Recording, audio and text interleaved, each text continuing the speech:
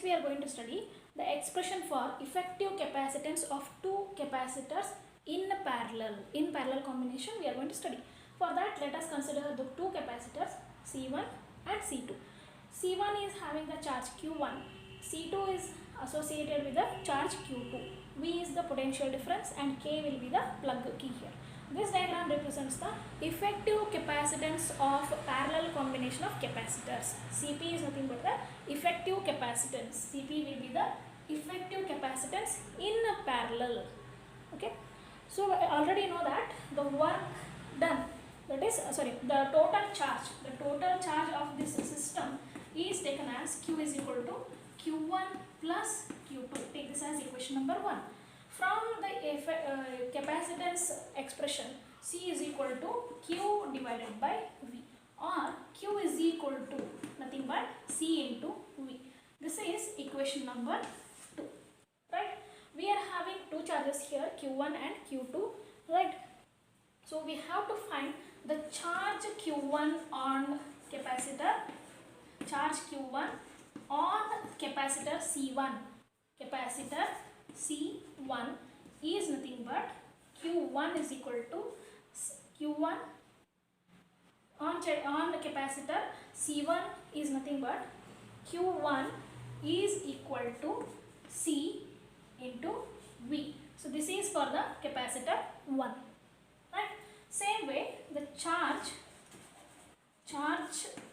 Q2 on capacitor C2 is Q2 is equal to C2 into V. Now we know the values of Q1 and Q2. Substitute these values in equation number 1. You will get Q is equal to C1V plus C2V.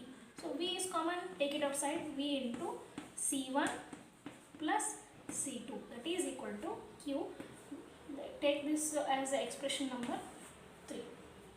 Take this as equation number 3. So Cp is nothing but the effective capacitance. Cp is nothing but the effective capacitance or equivalent capacitance. Equivalent capacitance of the parallel combination of capacitors. It is having the charge Q with the potential difference V. Therefore, Cp is equal to Q divided by V. Okay. Cp is equal to Q divided by V, or Q is equal to Cp into V. Take this value of Q in equation number 3. You will get Cp into V is equal to V into C1 plus C2. So V and V gets cancelled.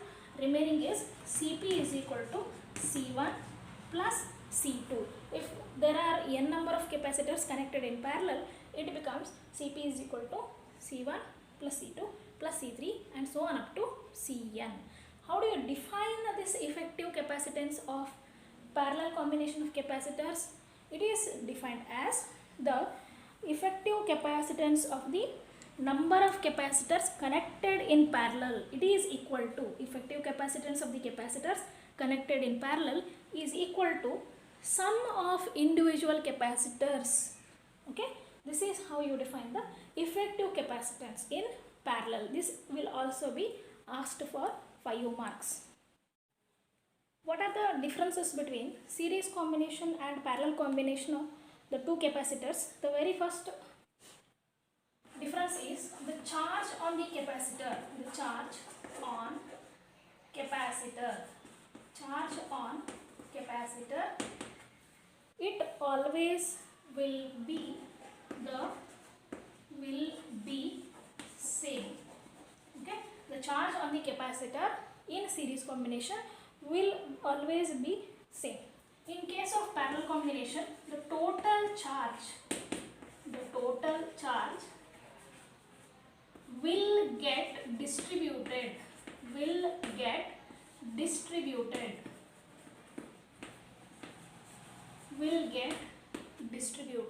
Okay. So before going to the second difference, I am once again requesting everyone who is watching the channel, please subscribe to my channel and like this video and also share it with your friends. If you are having any doubts with respect to the chapter, you can ask me in the comment section below. Okay, right. The second difference for the series combination of capacitors is always the applied potential difference. Applied potential difference. In short form, we are writing it as PD. Applied potential difference gets divided. Applied potential difference gets divided. Okay. In case of the parallel combination, potential difference remains the same. Potential difference remains the same. Potential difference remains the same. This is the second difference. Okay. Third one is it decreases. It decreases the capacitance. It decreases the capacitance. In case of series combination, it is taken as a reciprocal. That is why the series combination, always the capacitance decreases. In case of parallel combination, we are taking as the individual sum, means always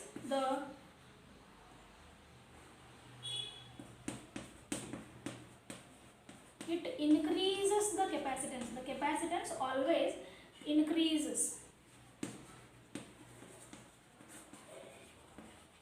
It increases the capacitance. This is the third difference of the combination of capacitors. So fourth one is also there, but in your exams you will be asked to write any of the three. Okay, better you know the four differences so that you can write three differences between these two. Okay, for identical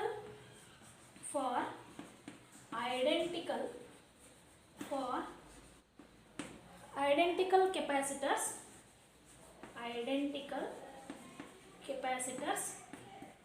Cs is equal to C divided by N. This is the fourth difference. Or in case of parallel combination, we are having for identical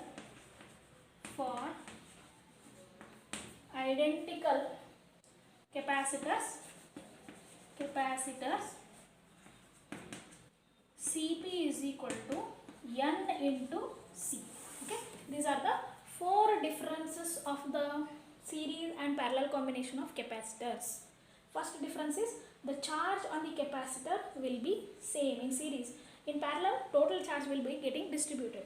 Applied potential gets divided here, but here it remains the same. It decreases the capacitance. In the parallel combination, the capacitance always increases. For identical capacitors, Cs is equal to C divided by N.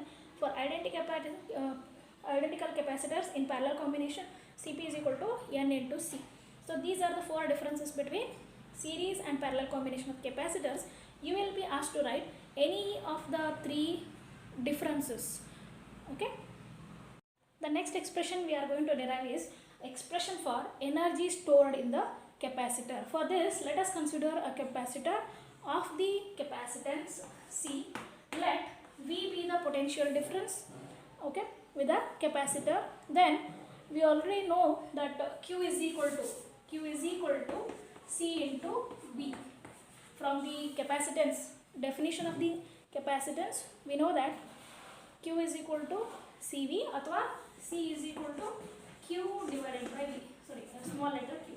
Q divided by V. Take this as equation number 2.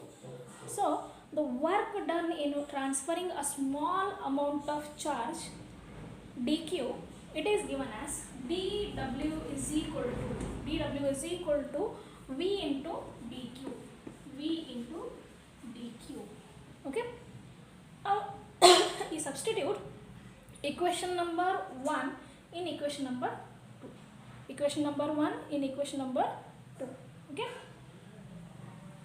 From this, take the value of V and substitute in equation number for work done, that is equal to V is nothing but Q divided by C. It becomes Q divided by C into dq.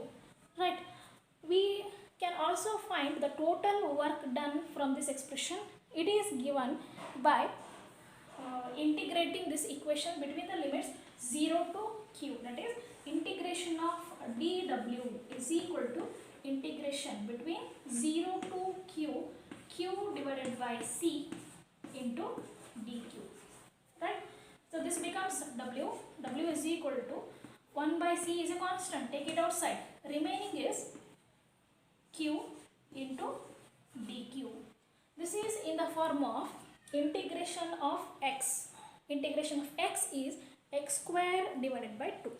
Okay, this becomes 1 divided by c into q square divided by 2. In place of x we are having q, so it becomes q square divided by 2 between the limits 0 to q. Between the limits 0 to q into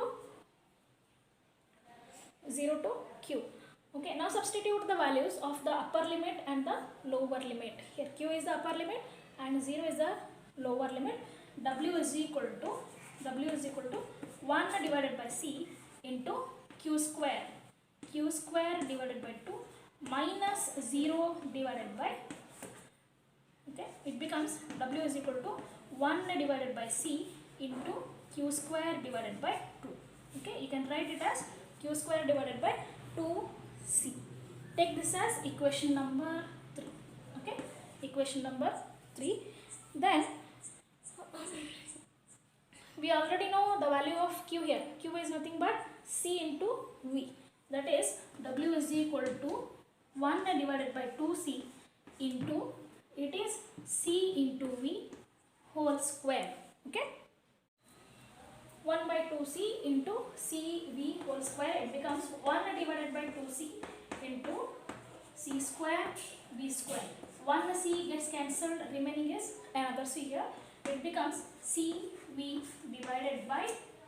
W is equal to cv divided by 2. But the work done is stored as electrostatic potential here. Potential energy, that is V is equal to 1 divided by 2 into CV. This is the expression for energy stored in a capacitor. Okay, so this carries 5 marks. This will be asked for 5 marks. Okay, next we are going to study about the Van de Graaff generator. Van de Graaff generator.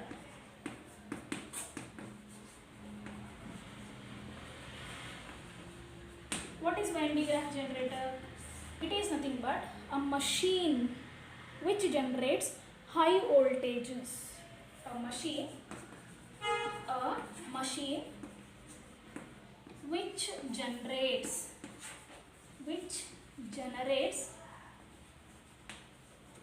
high voltages of the order 10 raised to 6 volt. Such a machine is called as Van de Graaff generator. Okay, so on what principle does this Van de Graaff generator work? Van de Graaff generator works on the principle of 2 electrostatic phenomena. First one is the discharging action of sharp points. First principle is discharging action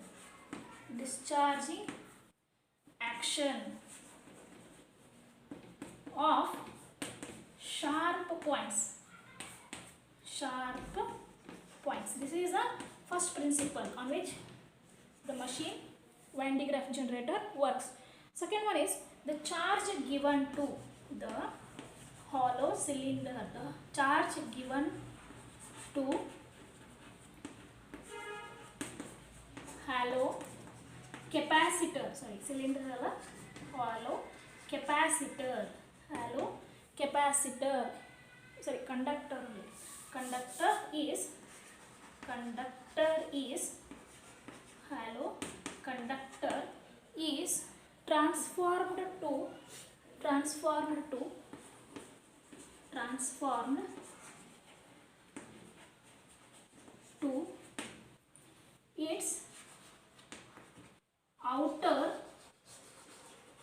transformed to its outer surface and outer surface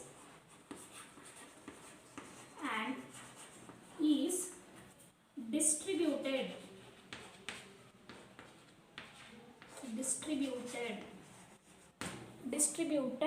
uniformly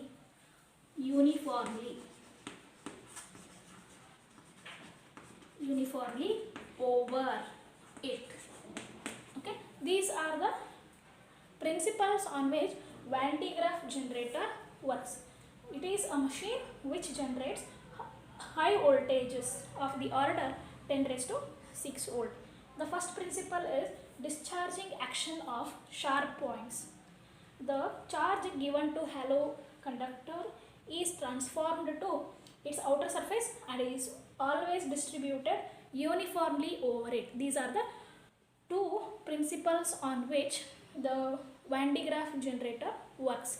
In your syllabus, you are going to study only what is Van de Graaff generator and what are the principles of Van de Graaff generator. Then you are going to study about the diagram. You have to know how to draw the diagram of Van de Graaff generator and 2 or 3 uses of the Van de Graaff generator.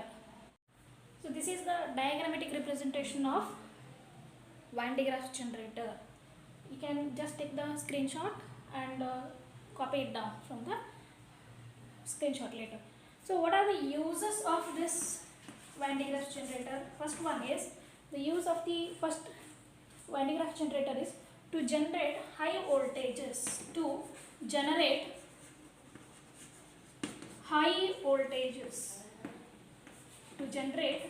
high voltages, and also large electric fields and large electric fields. Okay. Another one use is it is used to accelerate the charged particles. Okay, these are the two uses of Van de Graaff generator. So this completes the second chapter, that is electrostatic potential and capacitor. If you are having any doubts regarding this chapter, you can be asking the questions in the comment section. So please like the video and subscribe to my channel. Thank you.